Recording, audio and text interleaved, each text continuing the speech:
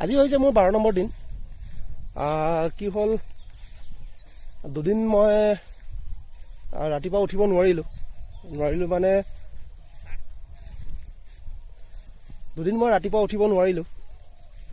দেওবাৰ দিনাখন বহুত বেছি কাম হ'ল, ঘৰতে বহুত বেছি কাম কৰিলোঁ, সেইবাবে সোমবাৰ দিনাখন উঠিব নোৱাৰিলোঁ।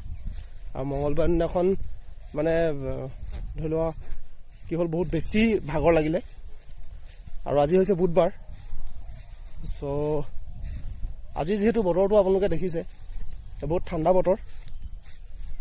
তাৰ উপৰিও বহাগৰ বিহু আহি আছে আৰু বহাগ আগমনত কুলিয়ে আমাৰ গাঁৱত মাতি আছে।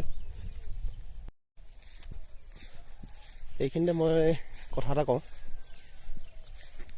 আমি মন্দিৰ যাওঁ, মছজিদ যাওঁ বা গীৰ্জাঘৰ যাওঁ, নামাজ পঢ়োঁ বা আমি কীৰ্তন কৰোঁ বা আমি ভগৱানক প্ৰাৰ্থনা কৰোঁ, কিন্তু যদি আমি কাৰোবাক দুখ দিওঁ, ছাপ'জ আমি কাৰোবাক যদি দুখ দিওঁ, সেই সকলোবোৰ অৰ্থহীন হৈ পৰে।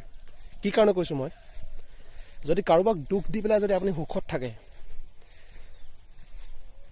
যদি আপুনি কাৰোবাক দুখ দি পেলাই যদি আপুনি সুখত থাকিব পাৰে, তেতিয়াহ'লে সেই সুখ কেতিয়াও নহয়, আৰু ভগৱানে কেতিয়াও ক্ষমা নকৰে, আৰু আপুনি আনন্দ কেতিয়াও পাব নোৱাৰে। কি কাৰণে নোৱাৰে, যে আপোনাৰ মনত এটা খুৰদুৱনি সদায় লাগি থাকিব, যে মই তাক দুখ দিলোঁ, যে মই তেখেতক ইনচাল্ট কৰিলোঁ, যে মই তেখেতক এনেকৈ ক'ব নালাগিছিলে। পিছত কিন্তু সেই কথাটো উপলব্ধি হয়। চ' সেইকাৰণে মানুহে কেতিয়াও মানুহক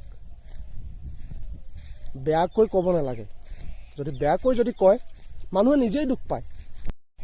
আৰু এতিয়া ৰিটাৰ্ণ হৈছোঁ, কিয়নো ডিউটি ওলোৱাৰ সময় হৈ গৈছে।